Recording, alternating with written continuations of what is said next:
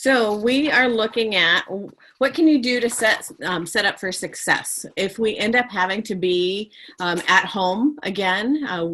At this point, the hardest thing is we don't know what it's going to look like in the coming weeks. So if we need to be at home, what can you do to support your students, support yourself? So we're going to be talking about understanding grief and coping during this time period, setting up routines, looking at how do you supervise your child in this new time, and then how do you create a new normal? If you're at home again, at the end of last year, as you all know, it was a quick turnaround. Now we'll have, if we do it again, it could be a quick turnaround, but I think we have more information to be able to be more successful with it. And how do you set and teach expectations for your child or children? And then simple strategies that you can use to support your child at home. And then emotional well-being for your students and for yourself. So that's an overview of what we're going to be looking at today. Next slide, please. All right. Unfortunately, as pretty much everyone in the world knows,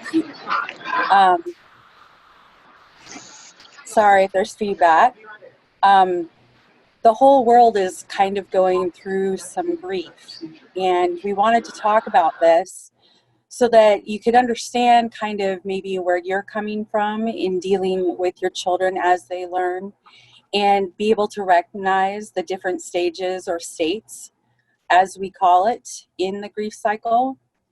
Dr. Ken Moses, he actually is a loss and grief psychologist, and he talks about the true nature of grieving being in cycles instead of being a linear process.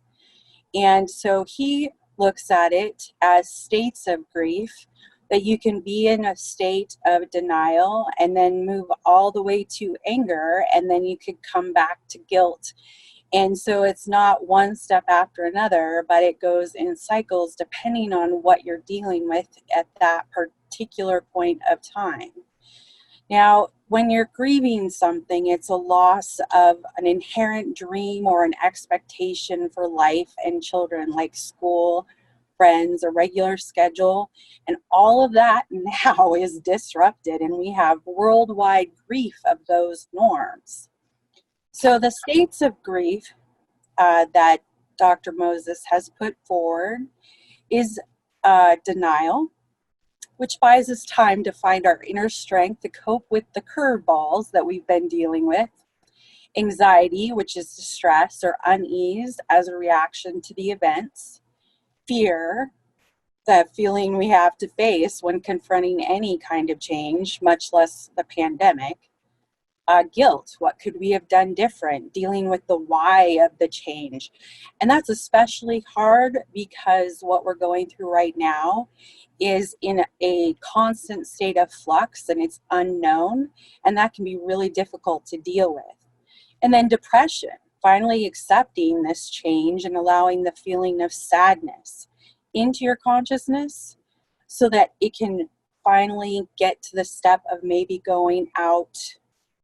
You'll feel anger out of control that can be very scary and upsetting, and your kids are going to be going through all of these as well, especially if we have trigger pulls on going from yellow risk to red risk in the school system when we go from going to school to not going to school.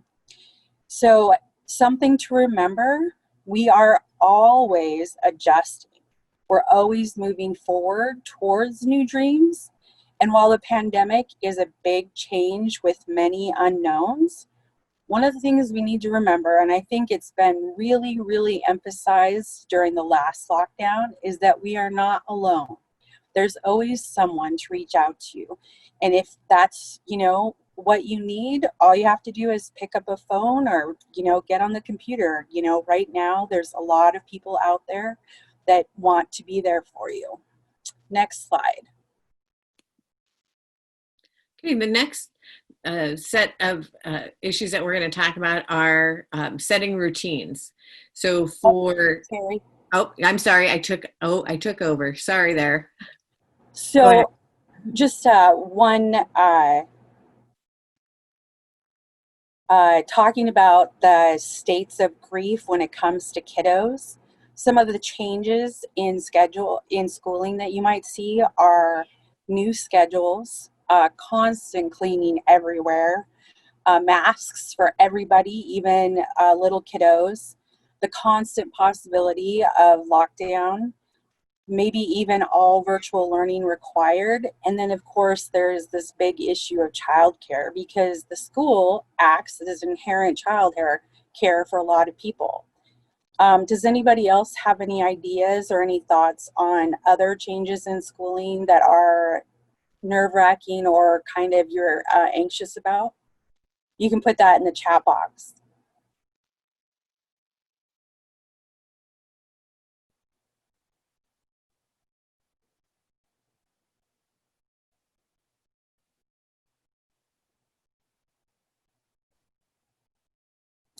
Okay, let's go on to the next slide. Yeah, a chance to practice social skills, social emotional, big thing. And we will talk about that a little bit later. All right, Terry. Okay, so next slide. So we wanted to put this in here to remind everyone to take a breath. Sometimes when you're under stress and things are going nuts and kids are screaming and you're trying to make decisions, it's really hard to take that breath and stay right where you're at in the present. And we need to acknowledge that challenge so that we can help students and our kiddos also go through that. So next slide.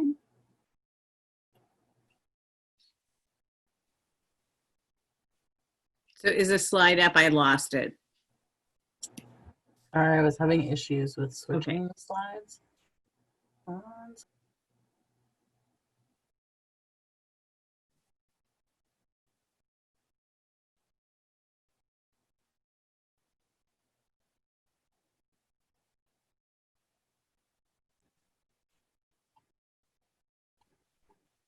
There you go. Perfect. Thank you. So looking at the setting routines, I don't know about you, but as an adult, I do better when I have a routine. I'm able to function a little bit better and there's a lot less unknown, and kiddos are the same way. So, and you need to find a rhythm. We know that older kids do better if they get more sleep and can sleep in. Younger students are able to typically do better if they have subjects that are heavy hitters in the morning, like doing math, doing reading, doing those things in the morning when they're more aware and they're not starting to tire out. So find what works for your child or children, and knowing that it could be different. The big part of this is that it might look different for all of your children in your household. Do frequent check-ins. And rather than just say, how are you doing? Or how are you feeling?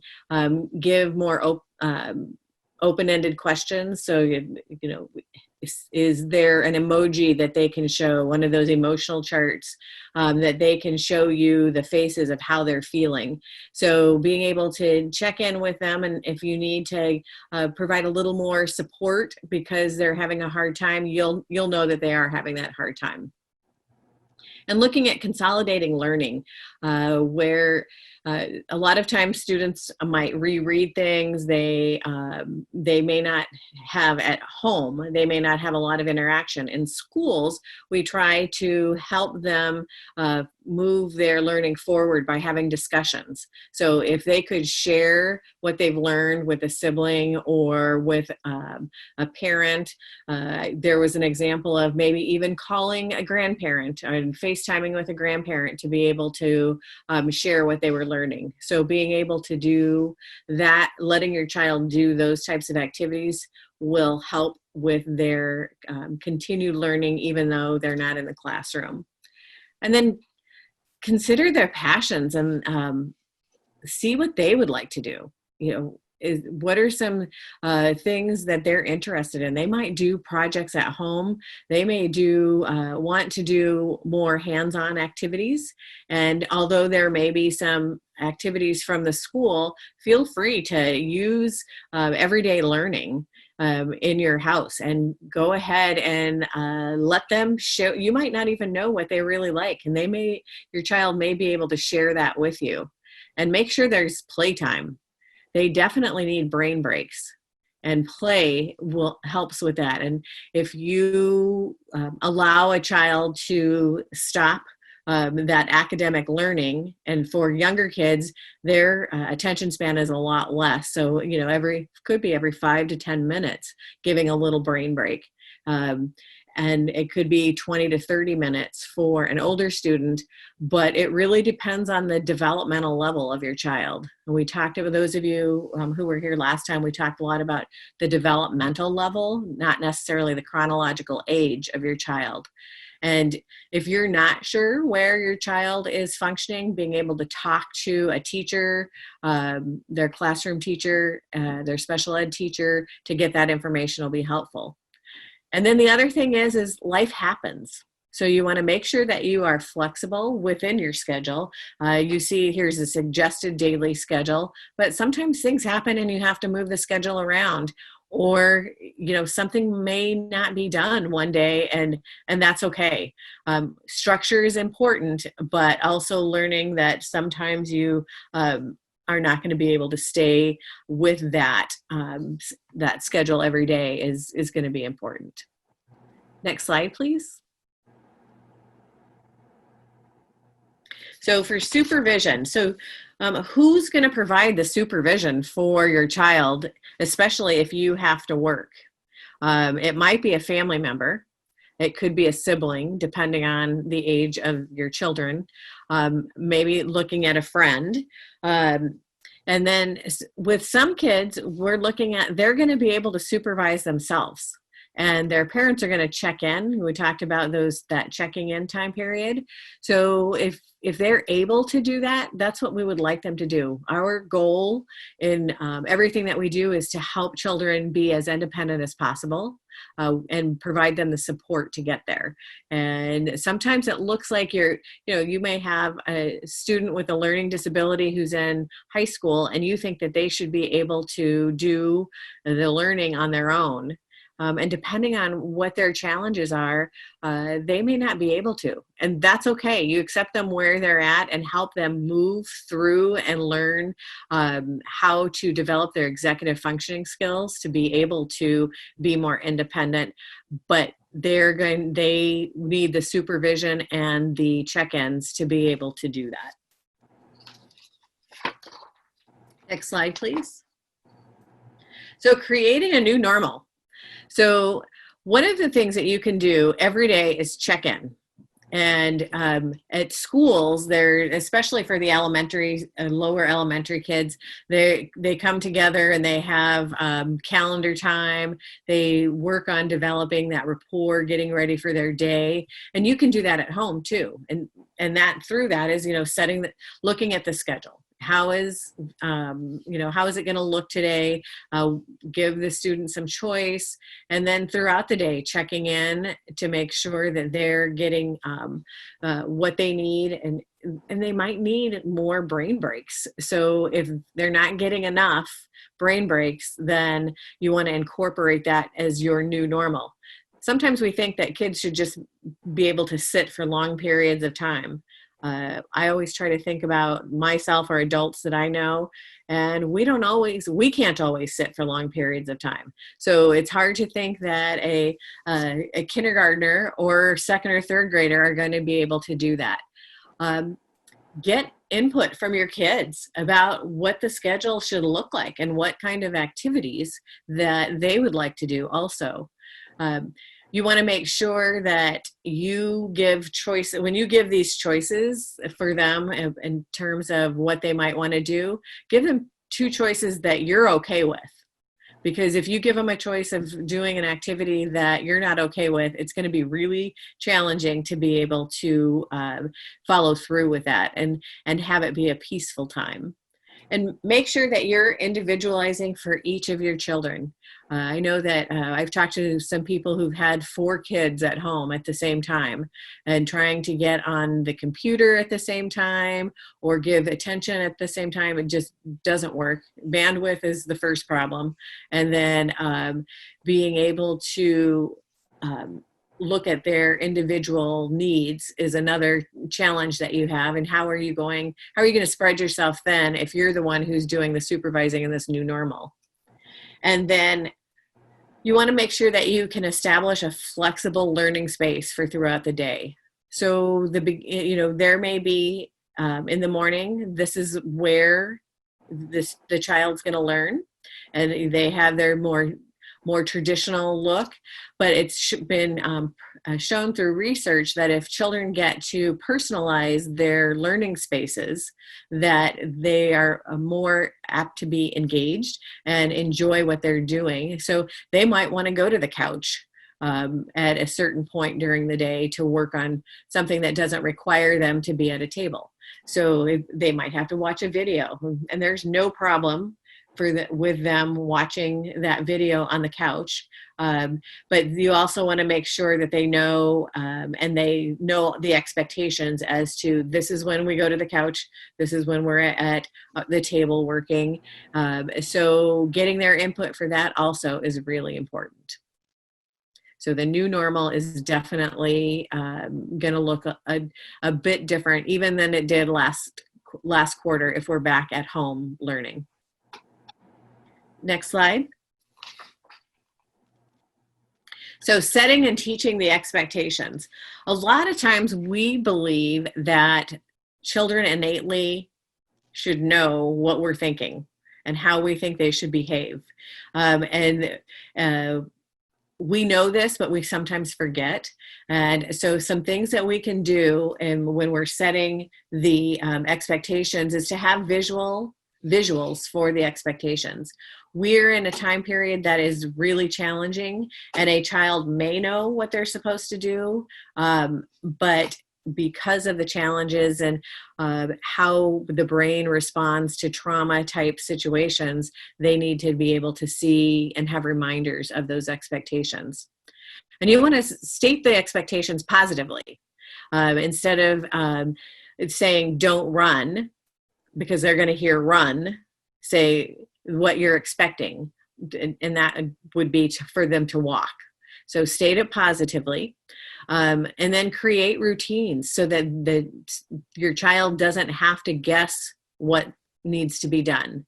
So you set the schedule, and then within there you have your morning routine. Are you doing a certain type of activity, and that's what they're doing each day. The going out for their brain break, is it that they can put their things away neatly and then go out, or do you want to have an end of the day so that they feel like school is done routine, so that they don't feel like school and home are always the same place, even though it is. So you also want to look at specific behaviors similar to school. At school, it's expected that students are going to be respectful, that they're going to show responsibility and complete their work, and that they are going to help others if they need to help others. So developing and continuing to develop, those skills are going to be helpful for when they transition back into the school setting, or if they're going to school part-time and then at home part-time, it helps with keeping the consistency. So if you have an expectation, and I wouldn't have more than 3 to 5, and they should be short expectations, especially depending on the age, keeping your hands to yourself. And a lot of times in school, it's making sure that you are taking care of property. You need to teach what that is. Even though you think your child might know it, teaching it and explaining it and practicing it. One expectation may be the hand washing. So, teaching them the 20 seconds of what that 20 seconds looks like, explain why you're doing it, and then practice it. It's good. That will be another one of those specific behaviors that are going to go back and forth with to school too. And use positive reinforcement. Praise is a big one for our kids. And it could be that you're going to find something that is a reinforcer for your child. If it's not going to be a verbal reinforcement, a tangible reinforcement that will encourage them to practice. And then the last one is to revisit the expectations. Don't forget that in this changing time and this stressful time, you might think that they should remember. You've probably said it over and over, and you probably feel like you've said it 100 times. But some kids need to hear it 100 times. So revisiting it and trying to keep it positive, a positive note. So an example would be, rather than saying, I've already told you that 15 times today, it's like, oh, okay, next time, rather than writing all over your paper, you're just going to write in this area. So doing it in a positive way so that it's not as negative for the child. And again, practice, practice, practice. Next slide. Okay, so now we're going to talk about some strategies.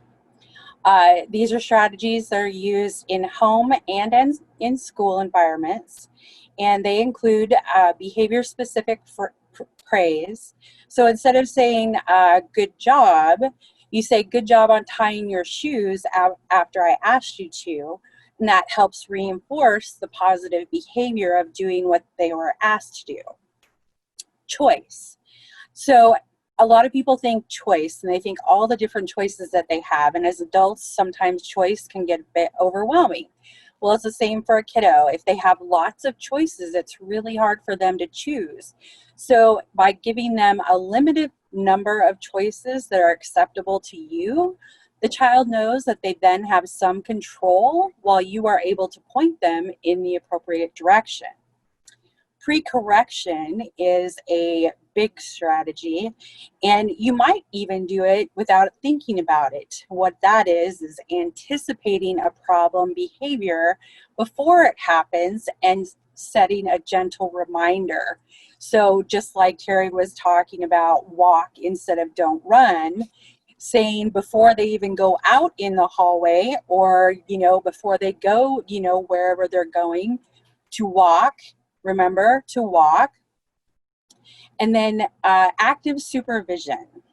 A parent would position themselves so that they can observe all of the children, especially if you're trying to do many children or several children at once with the learning. And that's watching and listening at all times to keep an eye on what's going on, and maybe then get in with it with them, if they need some engagement. Allow frequent brain breaks.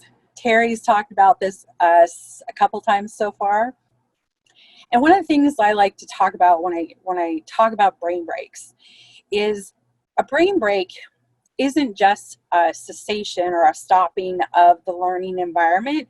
It's also a turning of the brain use. So let's say they're really focused in on their math homework, and that's what they're working on, and their brain needs a break. A lot of times it'll refresh the brain if you switch to something that's on the other side of the brain, so they could do something physical, which uses a different part of the brain. So brain breaks don't necessarily mean just sitting still or vegging in front of the computer. It could be something that's different than what they were doing, so that it re-energizes their brain and gives them a break from that particular area being worked. Then encourage productive struggle. Productive struggle is not knowing how to solve a problem at the outset. That is usually what learning is all about. The key is to working through the problem and encouraging the kiddos to think outside the box and encouraging them not to get discouraged if their initial strategies don't work. Visual schedules, very important, especially for kids who have some disabilities. It's really hard for them to keep in mind the different steps of things. So if they don't have to keep that in mind, it frees up part of their brain to actually work on the work. So if you have a poster, or if you have a list of things they need to get done, something that gives them a schedule, it can help quite a bit. And then the reviewing of the goals and objectives, and that can be done every day, every week, every quarter, whatever needs to be happening for that particular child. Next slide.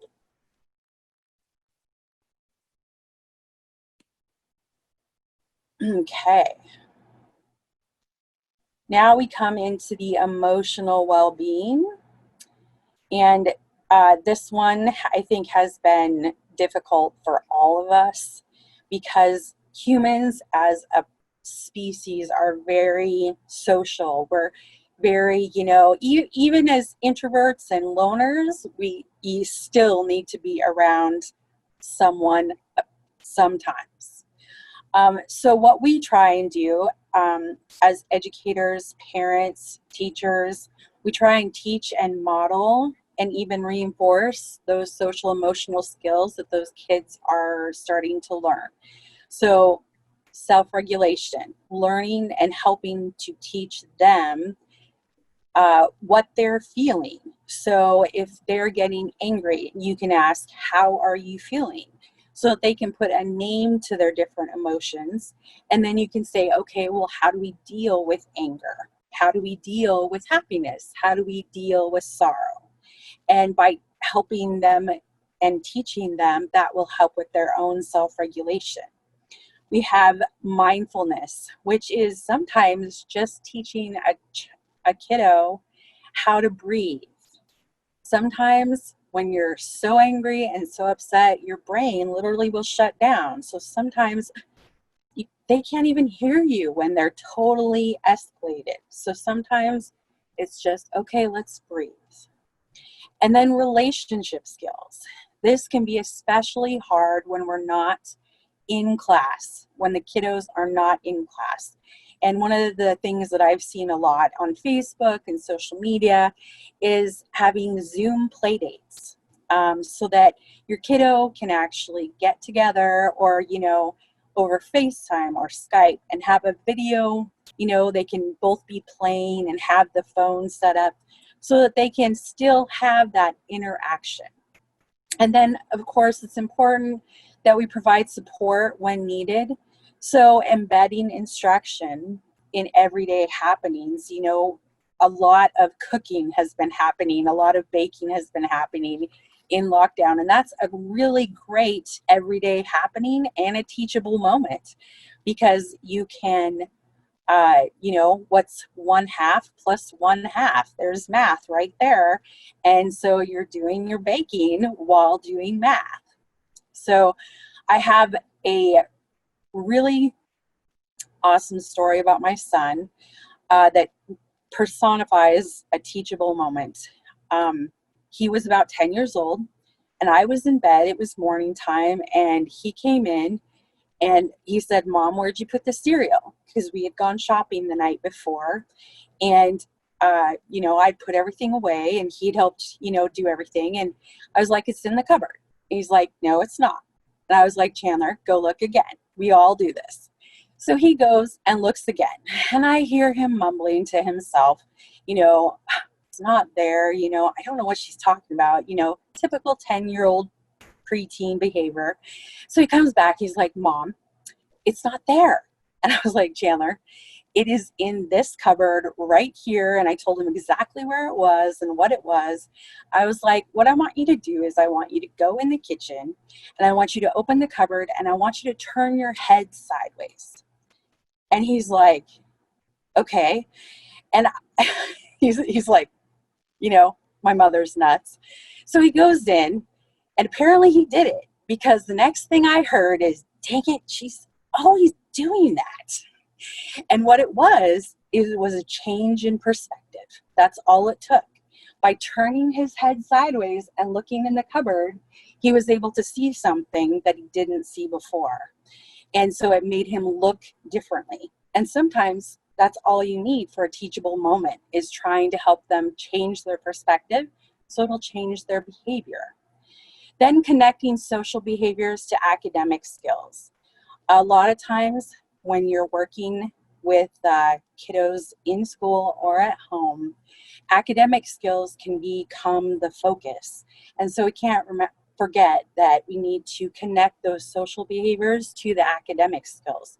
So if you're going to have a Zoom play date with one other kid or two other kids that you know are in the same class and they all work well together in class, maybe you could have a video chat and they could do their math homework together.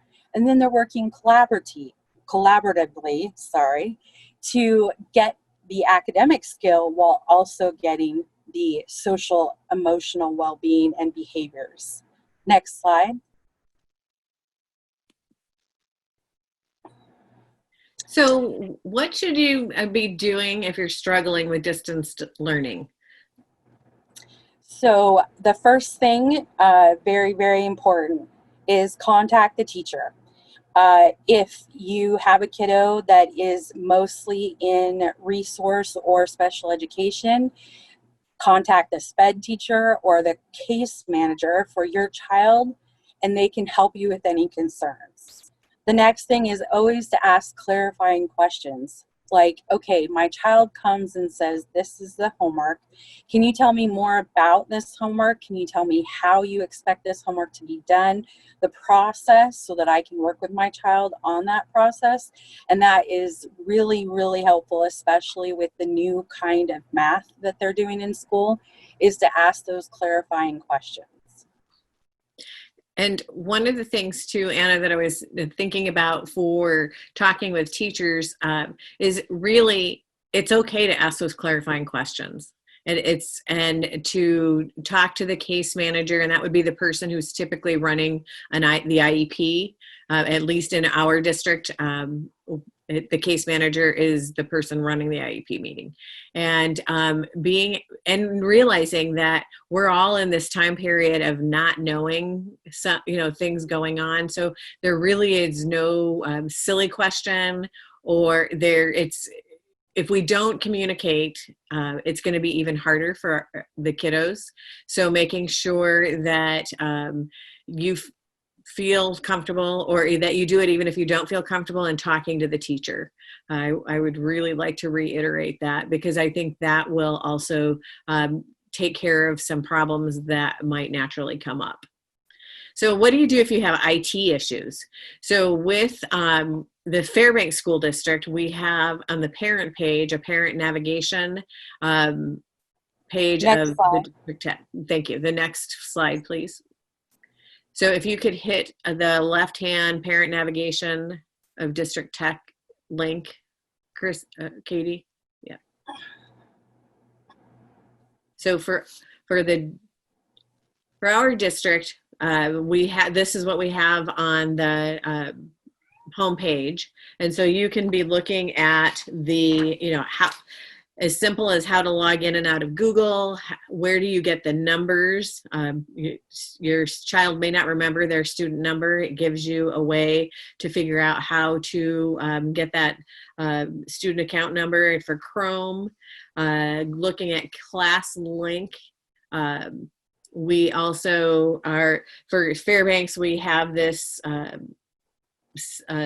on our website, the ClassLink, and it has lots of different videos, lots of different curriculum on it. And so being able to go through that curriculum, sometimes it's hard, you might not be able to get access to something, and it might be really simple. And it just takes a question. I know I call our tech department all the time because something goes on and I don't know how to fix it. And it ends up being a button that I would have never gotten to, and I would have spent a long time trying to figure it out. So one of their highlights is getting questions, because they have the knowledge and they love sharing that knowledge. So looking at Google Classroom, how do you do that? And then look at Power School Learning. Not all students are on Power School Learning right now. We're looking at Google Classroom for students, or Seesaw for the younger students as a platform. And then for the older students, we're looking at using Power School Learning. And so having access to all of that is really important. But the most important part of this page is being able to look at the email if you have questions. So what you want to do is you can email them and they'll get back to you. And the link will be there when you get this. And you just want to, my hope is that you'll feel comfortable enough asking the questions, because it gives you information and knowledge to be able to support your child at home. And there's enough struggle going on just with the changes that we want to make it just easier for families to be able to get the information they need to be able to do the learning if it's happening at home. Next slide. So one of the things we wanted to give you, and this will be going out in the email afterwards, is some supplemental resources for a couple of different areas. So we have some social emotional links. One in particular is for the Fairbanks district. And then we have a social emotional learning activities website listed here as well. There is the homeschool option. If you decide that you don't want to live with the unknown back and forth, and you can do the homeschool option, the Fairbanks North Star Borough has a great program called BEST. So you can always take a look at that. We do have tutoring and tutorials that we have access to here in Alaska, which we're really lucky to have. I've actually used this with my son. Tutor.com is pretty fantastic. You get logged in and you actually get assigned a tutor based on your question. And they'll work one-on-one with your kiddo through the problem or through the homework. Khan Academy has tutorials, video tutorials for, oh my gosh, so many problems. The new kind of math, the old kind of math, all different levels from pre-K all the way through some college classes. Very, very handy that I've used before. The educational, we have a fantastic library both in Fairbanks and in statewide, where you can get ebooks, audiobooks, picture books, comic books, all through a computer or tablet. So if they need to do reading time, they have access. For the parents going through all of this craziness, we do have several resources. Childmind.org is a fantastic national website that gives parent support tips and strategies. You can actually go and register for counseling through them for the kiddos. And then Stone Soup Group, which is the state parent training and information center, also has the resources for families link. We have everything from providers in the state to classes. So we have a whole list of different things there you can find. And then we have IRIS centers. And I wanted to add too to that, for the couple people here in Anchorage, that does include the link to ASD's information, similar to what Terry mentioned. Yes, yes. And then just some miscellaneous, distance learning for students with significant support. There's a link there. It's a lot of helpful information for different disabilities even. So that we do have that as well.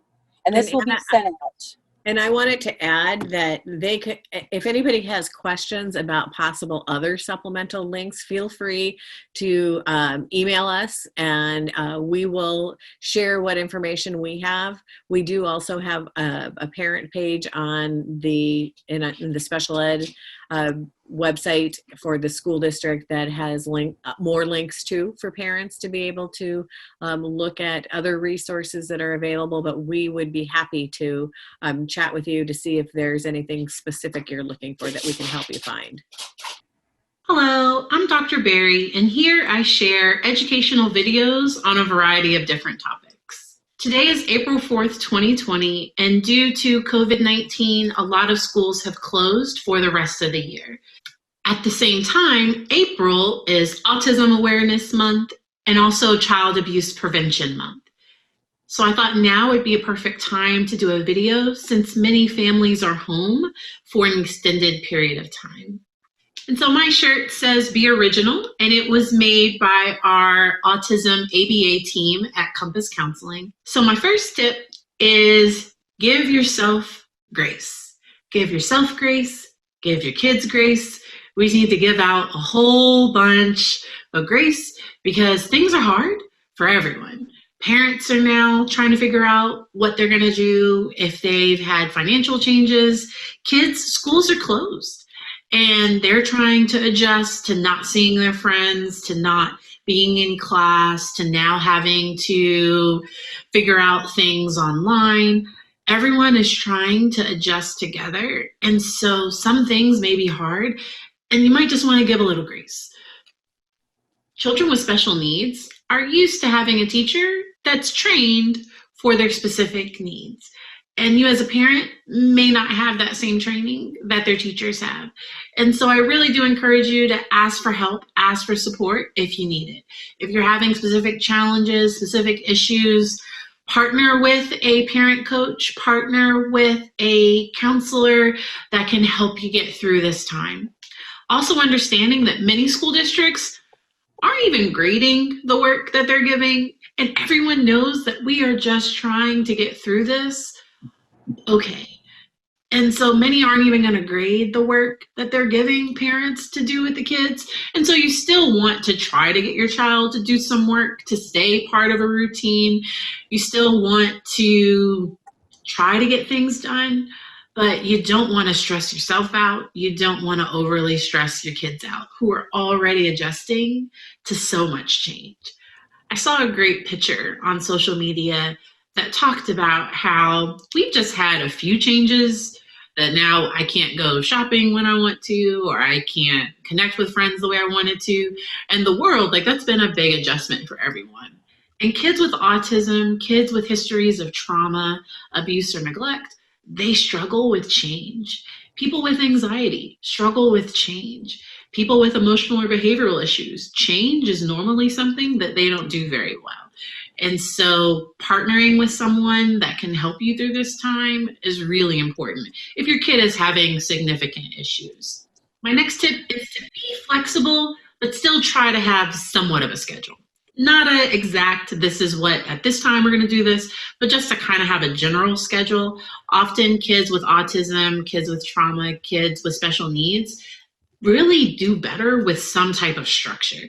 And so trying to structure your day in such a way where you build in things like play, you build in some fun, you build in if they're doing video game time or if they're earning certain privileges, building those things into the day will help you make it through. A little tip for giving rewards. You might do a reward for morning behavior and do a reward for afternoon or evening behavior. Something that I've learned is once a kid has had a bad attitude or they've lost a privilege, sometimes there's not a lot of motivation to turn that around to do something better. And so that's why if they've had a rough morning, having them be able to earn something for the afternoon, it doesn't have to be because maybe, yes, they lost electronics for the entire day, for the week, for whatever, but maybe they can earn reading that special book that they really like. Maybe they can earn something because then it gives them some hope.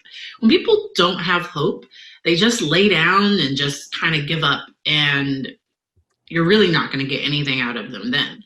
And so figuring out ways to motivate your child to, and at the same time, like I said, back to number one, give them some grace. Figuring out ways to motivate your child. Everyone's motivated by different things. Some people are motivated by little treats or snacks. Some people are motivated by being able to get outside. And so figuring out what really motivates your child and adjusting things, because you might have one child that needs a little bit more reinforcement, and then you might have another child that does just fine. Self-motivator, they're doing just fine, which is great. If you as a parent, if you're trying to work at the same time that you're trying to teach your kids, managing your own emotions during this, because kids feed off the emotions of adults. And so the more stress you get, the more stress they get, the more stress they are, the more stress you. And so the parent managing things. And so you may need to have a built-in quiet time, a built-in meditation, or some time where they just go and read in their rooms. And you can, and if they're old enough to do that, building in that type of time can really help you as a parent reset. I have a 2.5-year-old who still takes naps. Thank goodness. And so that time is often where I get to record these videos, but also that's also a time where he gets to de-stress, relax, and I also get to reset myself. Maybe wash my hair or clean something if that's something that I need to do. Going back to number 1 of giving yourself grace, as a parent, you're not going to be able to do everything. And some things just aren't going to get done. Giving your kids some chores, so maybe that can be part of their home economics class or something, like building in some chores into their day. Even my 2.5-year-old is able to push the buttons on the washer or the dryer. It's hit or miss if he'll help, like take the clothes to the room, because they may end up all over the floor, and he's 2. So having appropriate expectations for the age, developmental level, and just the personality of your child. So there's some kids that are chronologically 14, but due to some things in their early childhood, they may only emotionally be about 7 or 8. And so I'm not going to expect something of that 14-year-old emotionally that really is out of proportion with where they actually are. And that's not talking down to them. That's just meeting that child where they are. And that helps the parent be less frustrated. Because often what's frustrating is that I'm expecting that 14-year-old to have 14-year-old behavior. But emotionally, they're not quite there. And maybe there's some emotional immaturity. Maybe there's some behavioral immaturity. And so figuring out what things help to meet that child where they are can be really helpful and take a lot of stress off the parent, where they're not as frustrated and upset. Along with making sure to make time for some meditation or some quiet time, you also want to get some physical activity, whether that's doing PE, putting on some tennis shoes and, running up and down steps, and nothing like crazy, but maybe building in some positive fun things. Maybe there's an old Twister game, or maybe there's something fun that you have that you can build in. Here in America, we're still able to go outside in most places.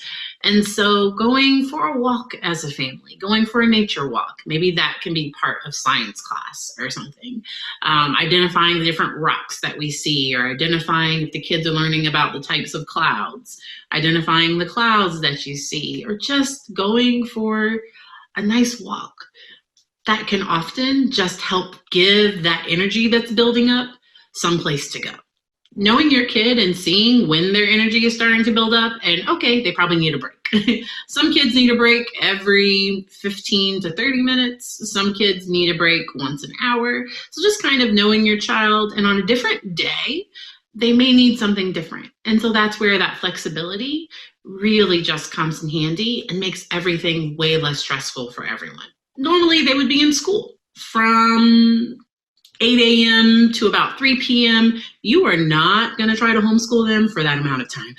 Like normally your teacher can give you a heads up about how much time should these things be taking. It may take anywhere from 1 hour to maybe 3 hours. And so, but just building in school time, and it's probably not going to be all day.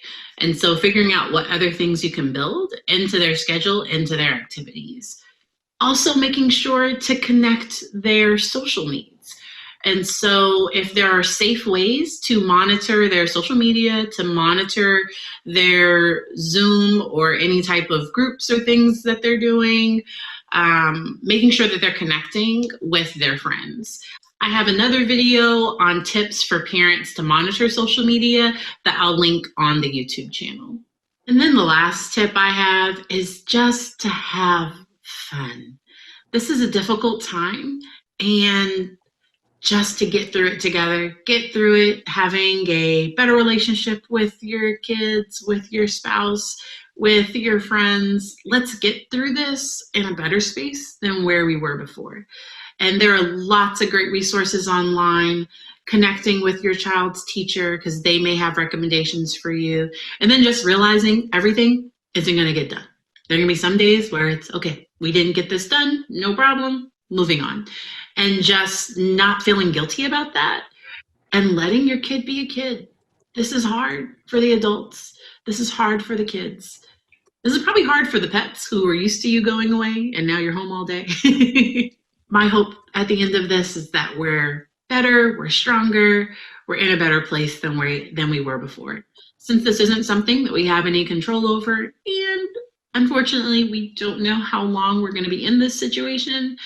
And so a tip I wasn't planning on, but it's really important to also prepare your child once they are going back to school, because that's going to be a difficult transition. You all have all been home for an extended period of time.